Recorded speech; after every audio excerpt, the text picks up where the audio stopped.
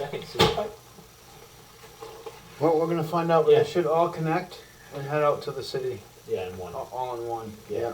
Yeah, so I was wondering who, they have. So the attic structurally looks real good, like built really well, lots of insulation. I would say right around, your average is probably right around 14 to 16 inches of insulation, which is good. We recommend up towards about 18. You're right there, I mean, you could add a little bit more. Insulation's all about the R value, so 18 inches generally gives you that 49 R value that we're looking for, but again, 14, 16 inches is pretty good. So there is a little bit of mold like growth. Okay.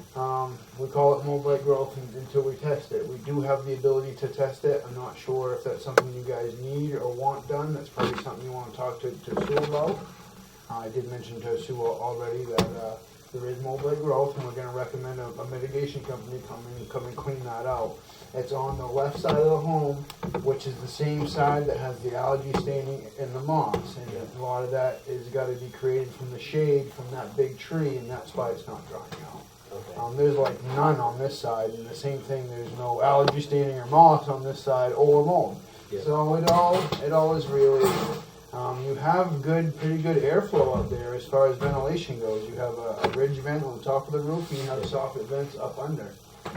Well, because mold, there's a few different things that create mold. I mean, lack of ventilation is definitely a big one. Moisture, of course, but you don't have any active leaks. You still look real good around the chimney and that vent pipe. Yeah.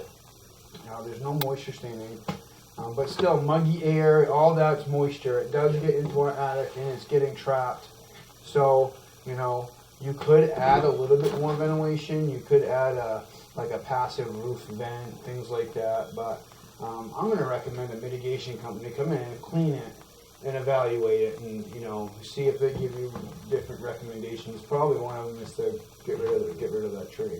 Oh yeah. Or cut it back. Or cut it off. way back. Yeah. Yeah, it's just Cut it so back big over the- that you over guys the- lose a lot of sun and you're not drying out like you need Well, that's to. also the dark side of the house too. Yeah. Yeah. So, and then the only other thing I wanted to mention that I didn't when we were on the first floor was I did get a little bit of moisture around the sliding glass door too on the inside. Okay. And a lot of that, it's gutters, it's splashback from the deck. It's no storm door too, which I do believe they make kits for big storm door kits, which would help stop that water from coming into the windowsill and somehow seeping under. Yeah. On the sliding glass door that goes to the deck or something. Yeah. Gotcha. Yeah.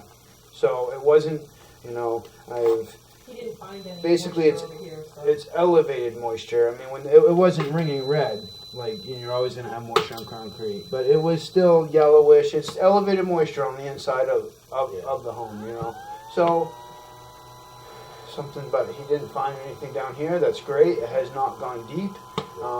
You have no construction. It's just we gotta do something about stopping it from further.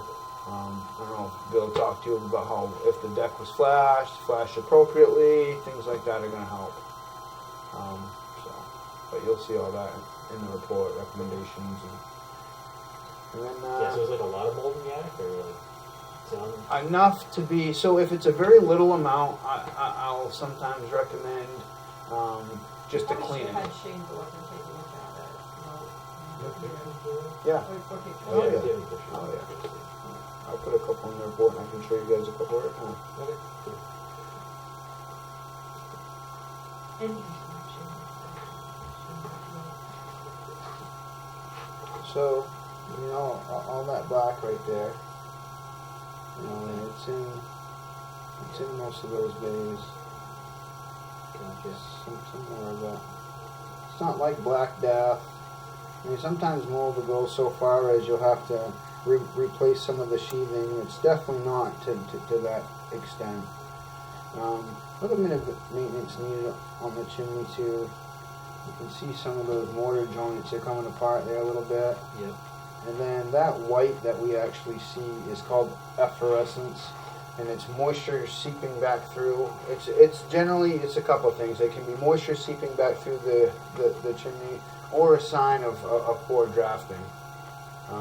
So either way, you know, I did recommend, or I'm going to in my report, recommend a little bit of, you know, further evaluation. Have a mason go up there. For one, he needs to touch those up pretty soon. Doesn't necessarily have to be the very next day that you guys move in, but it is something that you're going to want to address before long. The further you let it go, the more work it'll be. Yeah. You do have a nice rain cap up there, so you know, how'd the boiler look? Good. Yeah, I guess good. Nothing really to talk about. Yeah. So I wouldn't be overly concerned about the efflorescence. It's not to an extent that it's showing, you know, a great concern, but all in all, yeah. we're going to make note of it. Definitely something you want to monitor. If you start to see more of that white, I have a better picture. So like those white streaking on Yeah, on the right, blocks there? right. Okay. Yeah, which is what we were Yeah. just talking about too. That's why I asked about the boiler. So, any signs of that down here? How's this chimney No look? signs of it. No, draft usually is the top 3 tiles. Yeah. Because it's gas stalls, can't get out like the atmosphere. From the boiler. Can't quite make it all the way out of the chimney. So, a good boiler technician will come in and they're supposed to do a level 1 inspection on the chimney, and it's usually a smoke test. Smoke tests are a lot. We just tell you right up front, you just come out and do it, but they're supposed to check for that, to make sure it's getting to the atmosphere. Because if it's enough time goes by, it sticks to the chimney, it deteriorates the fluid liner, you can get efflorescence. Because it tells you that water is basically, the vapor is sticking to the chimney, very acidic. It kind of drips down into a seam because it's 3-foot tiles typically. Hits a seam, runs down, hits the chase, rips out. Usually that's the cause, especially if you have a rain cap, but we don't know how long the rain cap's been there either. But I will say, and this is why with Bill, I'm sort of leaning more towards the drafting, because the chimney looks great above. That cap looks like it's been there forever. There's no deterioration on your tile liner. It looked awesome. So Have you ever ripped the cap off? yeah, You look down? oh, yeah. So Yeah. yeah, okay, so really at this point I would just have a technician come in and do Yeah. a smoke test or whatever they feel necessary to see if you get enough draft. Right. Which you kind of need. I mean, you do need them here already, because in the chimney, those mortar joints are breaking apart a little bit. I mean, that should sooner than later get touched up. You know what I mean? And that will be all it is right now, is a touch up. Yeah. Instead of overhaul or. Yeah. Going in that one, they're gonna try this one. He wants to know where that goes. So Yeah. we'll have to do that. Them both.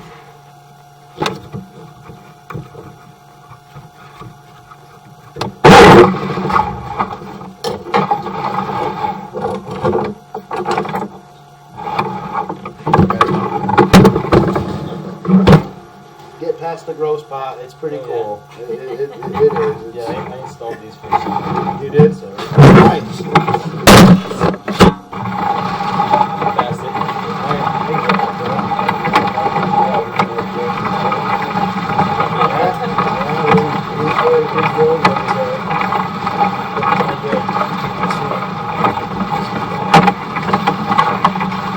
Any joints or anything?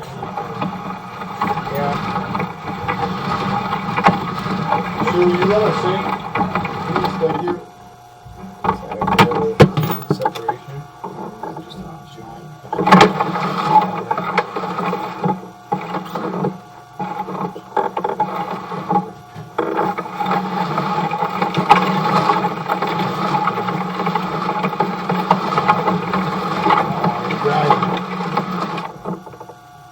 Wow, brick main. That's pretty cool.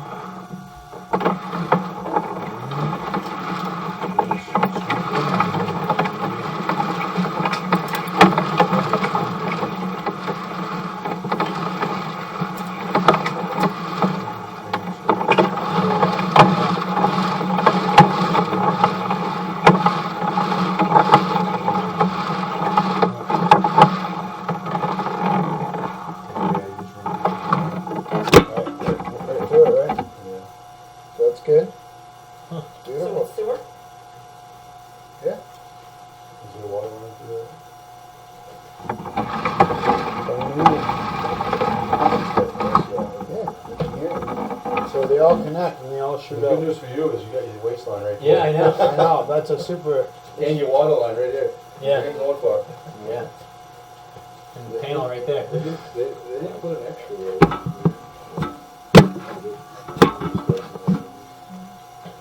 Or add to that.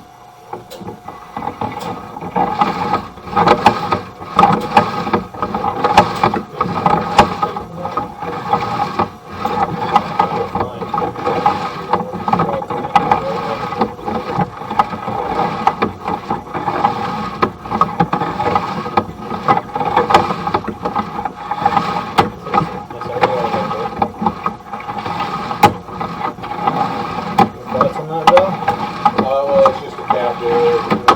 Convenience. Over here. Yeah. Yeah. The biggest wonders like why would they run the sub level over that instead of just putting it here?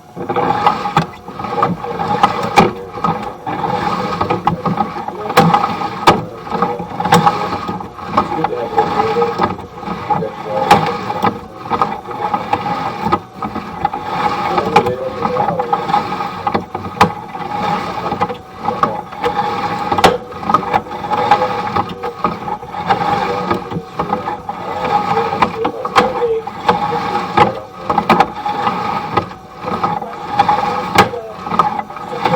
I know they're automatically charging now because stormwater runoff, they're charging for it, so. You can see the water coming by. And it's coming right under, you know what I mean, from the other. Oh, And it's not so fast because she already shut the water off, but that's definitely the water that was running from above. Oh, that, so you think that comes right? Yeah, it all goes right by it, Oh, cool. right there actually. You can't pretty much see it. So your water main here, this is your water shut off. Secondary shut off, you use either one of those. Very reliable valves, ball valves. Typically don't leak.